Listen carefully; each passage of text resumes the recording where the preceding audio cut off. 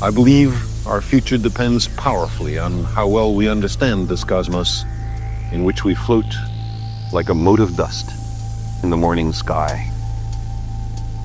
Nas fronteiras do infinito. Ouvintes, bem-vindos de volta ao bloco As Fronteiras do Infinito. Rodrigo, é um grande prazer, uma enorme satisfação estar de volta com o bloco que traz aspectos mais dos limites do conhecimento humano e científico. Pô, Marco, é incrível como o nosso papo aqui do Fronteira sempre traz coisa nova, né? E não é só o ouvinte que aprende não, né? Nós dois aqui acho que aprendemos muito durante a roteirização, não é mesmo? E no bloco Nas Fronteiras do Infinito de hoje, traremos 3 novidades em forma de perguntas envolvendo bioassinaturas, um potencial novo tipo de objeto celeste e até relatividade envolvendo o filme Star Wars. Começando o ano com o pé na porta mesmo. E quando eu li essas 3 novidades, eu sinceramente fiquei muito empolgado, pois além de elucidar algumas dúvidas, levanta mais outras questões. É um processo padrão na ciência. E para dar o start no ano, vamos abordar uma das questões mais fundamentais que a humanidade já formulou. Estaríamos sós no universo? Sempre mantendo os pés no chão, claro, mas vamos especificar isso melhor. Como os astrônomos planejam de fato detectar assinaturas de vida nas atmosferas de exoplanetas, que são aqueles planetas que orbitam outras estrelas. É uma questão que até poucas décadas atrás pertencia exclusivamente ao domínio da filosofia e da ficção científica. Hoje, com mais de 6.000 exoplanetas confirmados, ela entrou no território da ciência observacional. Contudo, aqui é necessário ter um pouco de cautela. Quando nós falamos de bioassinatura, e já falamos disso na temporada passada, estamos tratando de aspectos bioquímicos que podem levar à vida em suas etapas mais simples.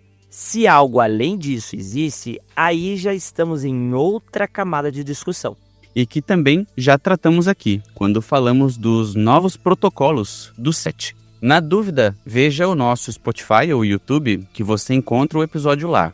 Mas voltando, o método mais promissor para a busca por bioassinaturas envolve a análise espectral das atmosferas desses mundos distantes. Uma técnica que se baseia em princípios fundamentais da mecânica quântica. Exatamente. Cada molécula presente numa atmosfera interage com a luz de uma forma única, deixando uma espécie de código de barras impresso no espectro da radiação que a atravessa. Quando um exoplaneta transita, ou seja, ele passa na frente da sua estrela, do nosso ponto de observação, uma pequena fração de luz estelar filtra-se através da sua atmosfera. E ao analisar essa luz com telescópios suficientemente poderosos, podemos identificar esses códigos de barra e assim inferir a composição química dessa atmosfera. É importante notar que este método de espectroscopia de transmissão só é aplicável a uma fração dos exoplanetas conhecidos, justamente aqueles cuja órbita está alinhada de forma a produzir trânsitos estelares regulares. E quando o Marco fala sobre trânsito planetário, é justamente uma das técnicas de detecção de exoplanetas realizados pelo TESS, sigla para Transiting Exoplanet Survey Satellite. Muito bem pontuado, Rodrigo. Bem, e além disso, a intensidade do sinal detectado depende não só da abundância de uma dada molécula, mas também da força intrínseca do seu código de barras espectral. Por exemplo, se analisássemos as assinaturas aqui da Terra, o nitrogênio domina a atmosfera terrestre com uma média de 78% da sua composição.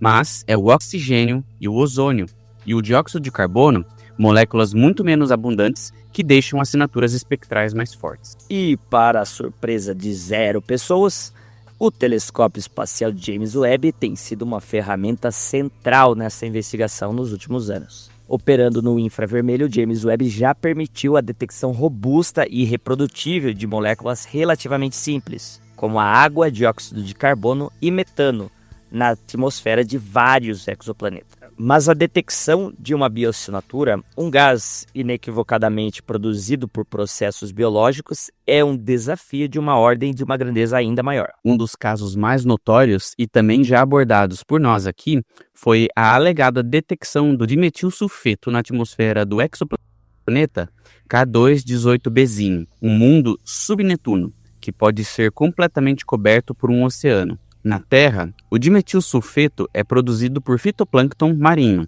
o que tornaria a sua presença numa atmosfera exoplanetária um forte indicador de vida.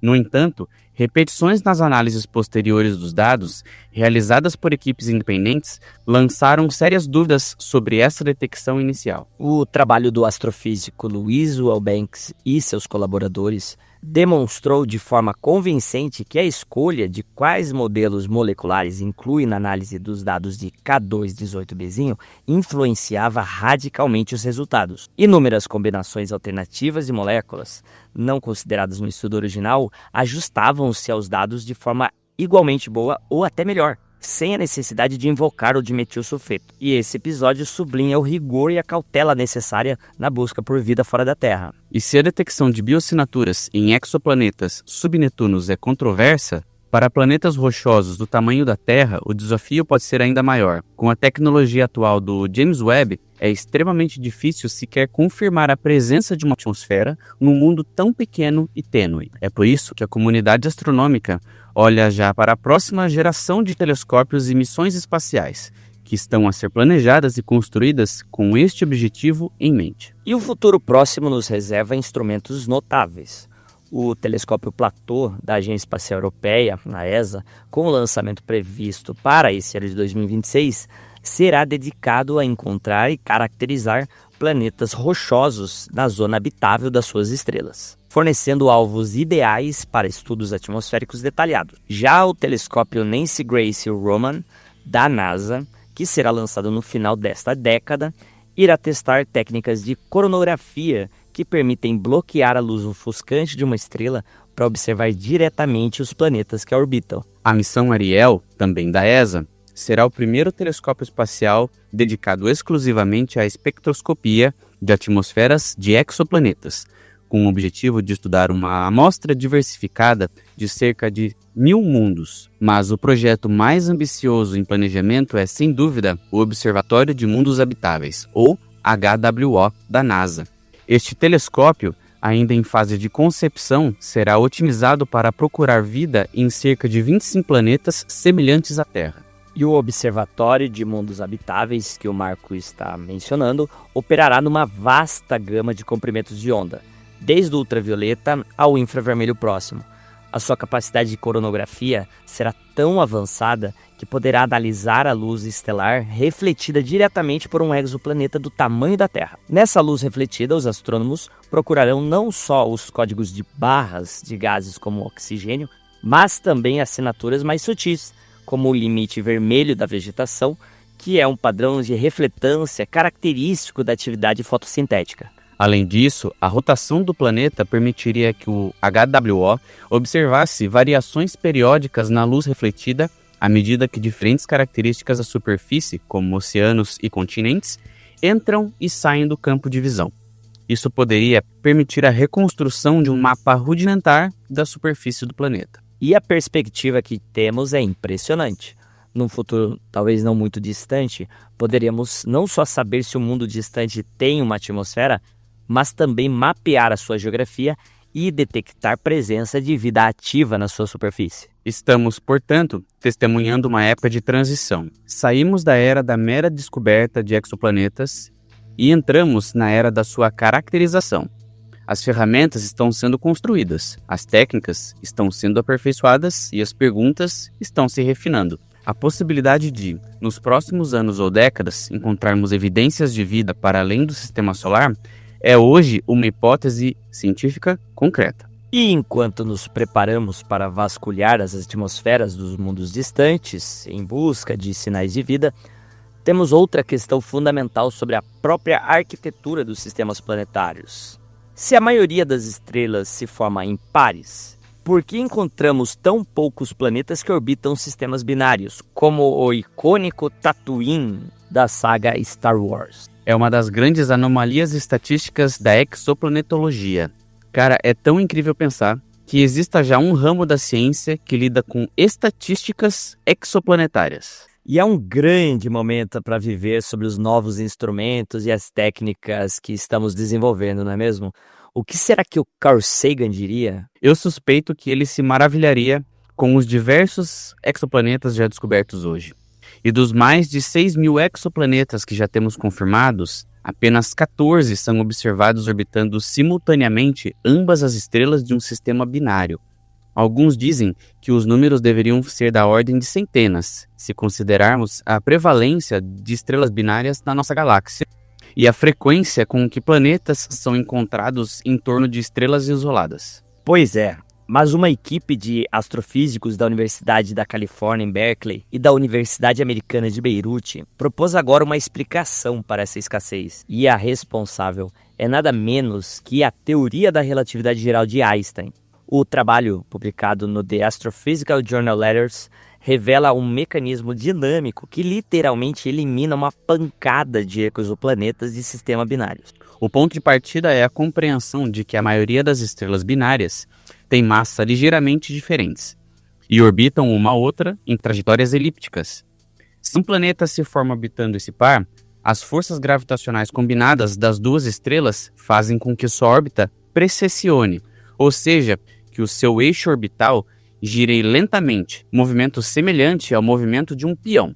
Simultaneamente a isso, a órbita das estrelas também sofre precessão, mas nesse caso o efeito dominante é de origem relativística, uma consequência da curvatura do espaço-tempo prevista pelas teorias de Einstein. À medida que as estrelas interagem gravitacionalmente, elas perdem energia e a sua órbita vai encolhendo ao longo de milhões ou bilhões de anos. E esse encolhimento faz com que a taxa de precessão das estrelas aumente. Em contrapartida, à medida que as estrelas se aproximam, a perturbação gravitacional que exercem sobre o planeta enfraquece, e a taxa de precessão da órbita do planeta diminui. Aquele movimento do peão acaba se reduzindo. O cenário crítico ocorre quando essas duas taxas de precessão, a das estrelas aumentando e a do planeta diminuindo, eventualmente se igualam, entrando num estado de ressonância. E quando essa ressonância se estabelece, a órbita do planeta começa a sofrer uma deformação dramática, tornando-a extremamente alongada. Num dos pontos da sua órbita, o planeta afasta-se bastante das estrelas, mas no ponto oposto, chamado de periastro, e aí ele se aproxima perigosamente do par binário. E nesta aproximação que o planeta decide então o seu destino. Como explica o autor principal do estudo, Mohammad Farhat, duas coisas podem acontecer. Ou o planeta se aproxima tanto das estrelas e é despedaçado pelas forças de maré, podendo ser engolido por uma das estrelas, ou então a sua órbita é tão severamente perturbada que o planeta é ejetado do sistema, tornando-se um mundo órfão, a vaguear pelo espaço interestelar. Em ambos os casos, o planeta desaparece do sistema. Esse mecanismo explica não só a raridade geral de planetas circumbinários, mas também um fenômeno ainda mais intrigante, o do deserto absoluto de exoplanetas em torno de binárias, períodos tão curtos que um ano desses planetas dura apenas uma semaninha terrestre. Estas são as chamadas binárias compactas, e é precisamente no entorno delas que os métodos de trânsito do Kepler e do TESS mais esperavam encontrar planetas. A equipe de investigação estima que os efeitos relativísticos gerais perturbam cerca de 8 em cada 10 exoplanetas que se formam em torno de binárias compactas.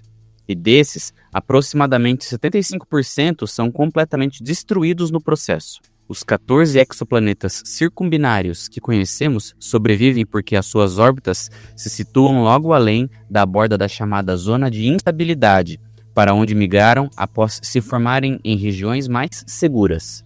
É interessante notar o paralelo histórico com Mercúrio.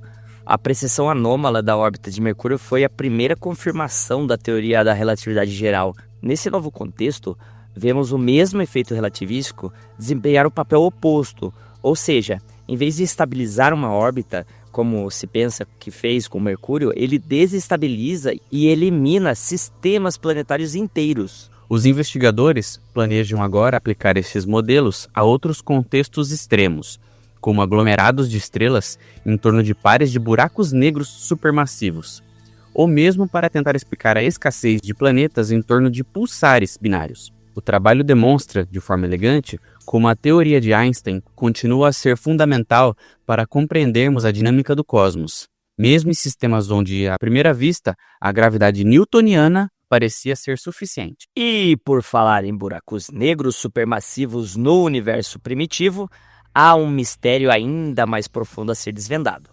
Citando novamente o nosso querido telescópio espacial James Webb aqui, que continua encontrando objetos nos primórdios cósmicos e que não deveriam estar lá seguindo os nossos modelos cosmológicos, desde buracos negros gigantescos a galáxias incrivelmente brilhantes e compactas, agora um grupo de cientistas propõe uma explicação unificada para essas anomalias. E ela envolve uma classe hipotética de objetos chamados estrelas escuras. É importante não confundir o nome com a aparência. As estrelas escuras seriam, na verdade, incrivelmente luminosas, talvez até mais brilhantes do que galáxias inteiras. O termo escuras refere-se à sua fonte de energia, que não seria a fusão nuclear como as estrelas convencionais, mas sim a aniquilação de partículas de matéria escura em seus núcleos. E essa hipótese, desenvolvida por uma equipe liderada por Cosmin Lee, da Colgate University e publicada na revista Astrophysics and Cosmology, procura explicar 3 grandes enigmas que o James Webb tem revelado. O primeiro é a existência de buracos negros supermassivos com massa equivalentes a milhões ou até bilhões de sóis, numa época em que o universo tinha menos de bilhões de anos, tempo insuficiente para que crescessem pelos mecanismos convencionais. O segundo enigma são as chamadas galáxias monstros azuis, objetos extremamente brilhantes, compactos e sem poeira que surgem nas observações do James Webb. E o terceiro são os pequenos pontos vermelhos, ou conhecidos na literatura como Little Red Dots, que eu tenho lido cada vez com maior frequência nos artigos e que são uma classe inteiramente nova de objetos cósmicos, também muito compactos, as quais emitem fracamente no ultravioleta, não apresentam emissão de raio-x e que aparecem ter desaparecido do universo quando este atingiu cerca de 2 bilhões de anos de existência. A proposta da equipe é que estes 3 fenômenos podem ser manifestações diferentes de um mesmo objeto, as estrelas escuras. De acordo com o modelo teórico, essas estrelas teriam sido capazes de se formar no universo primitivo antes mesmo do surgimento das primeiras estrelas normais, alimentadas pela aniquilação da matéria escura que se acumulava nos seus núcleos. Quando o combustível de matéria escura se esgotasse, essas estrelas escuras colapsariam, mas não para formar buracos negros de massa estelar comum. O colapso de uma estrela escura, que poderia ter massas equivalentes a bilhões de sóis, daria origem diretamente a uma semente de buraco negro supermassivo, explicando assim a presença desses objetos tão cedo na história do cosmos. Quanto aos monstros azuis, a hipótese é que não se tratam de galáxias, mas sim de estrelas escuras individuais com um brilho tão intenso que estão a ser confundidas com aglomerados estelares inteiros. A sua luminosidade extrema e o fato de serem tão compactas, com dimensões de apenas algumas centenas de anos-luz, encaixam-se no perfil esperado para esses objetos hipotéticos. Os Little Red Dots, por sua vez, poderiam ser estrelas escuras numa fase posterior da sua evolução. Quando a aniquilação da matéria escura no núcleo cessa, a estrela começa a colapsar, formando um buraco negro central, ainda rodeado por camadas de material estelar. Este invólucro de gás e poeira obscureceria parcialmente a emissão ultravioleta e bloquearia completamente os raios-x, produzindo exatamente as assinaturas observadas nesses objetos. É uma proposta ambiciosa que tenta matar 3 coelhos com uma só cajadada teórica. Até onde sabemos, não há outro mecanismo capaz de explicar simultaneamente a existência de buracos negros supermassivos precoces, a presença de objetos extremamente luminosos e compactos e as características peculiares dos Little Red Dots. É importante sublinhar que as estrelas escuras permanecem, por enquanto, puramente hipotéticas. A sua existência depende de propriedades da matéria escura que ainda não foram confirmadas experimentalmente. No entanto, o fato de o James Webb continuar a encontrar objetos que desafiam as nossas expectativas torna essas hipóteses alternativas cada vez mais dignas de consideração séria pela comunidade científica. Bem, pessoal, ao longo do primeiro Fronteiras do ano, nós percorremos um arco que vai das técnicas mais refinadas para procurar bioassinaturas em outros mundos, até as hipóteses mais especulativas aí sobre os primeiros momentos do cosmos e passando pela dinâmica violenta que molda sistemas planetários inteiros. Começamos com a promessa concreta do Observatório de Mundos Habitáveis e a possibilidade real de, numa ou 2 décadas, detectarmos oxigênio, metano ou mesmo o reflexo da vegetação na luz de um planeta rochoso a anos-luz de distância. A busca por vida saiu definitivamente do domínio da filosofia e entrou no domínio da ciência observacional. Confrontamos com a escassez de mundos como Tatooine, uma ausência que a relatividade geral de Einstein explica de forma elegante. As mesmas leis que estabilizam a órbita de Mercúrio no nosso sistema solar são as que condenam planetas inteiros à destruição ou ao exílio em sistemas binários compactos. E por fim chegamos aos primórdios cósmicos, onde o telescópio James Webb continua a encontrar objetos que os nossos modelos não previam. Buracos negros supermassivos muito precoces, galáxias muito brilhantes, pontos vermelhos também muito compactos. E a hipótese de estrelas escuras, que são alimentadas por matéria escura, pode ser uma tentativa unificadora de dar sentido a essas anomalias. E é essa a essência do Nas Fronteiras do Infinito. Estamos exatamente nessa fronteira, entre o que sabemos e o que estamos prestes a descobrir. As perguntas se multiplicam mais depressa do que as respostas. Mas é nesse desequilíbrio que reside a emoção da ciência. Perfeita síntese, Rodrigo. E dessa forma, encerramos o nosso primeiro bloco Nas Fronteiras do Infinito do ano de 2026, na segunda temporada do CentauriCast. Você acabou de ouvir o CentauriCast Entre as Estrelas.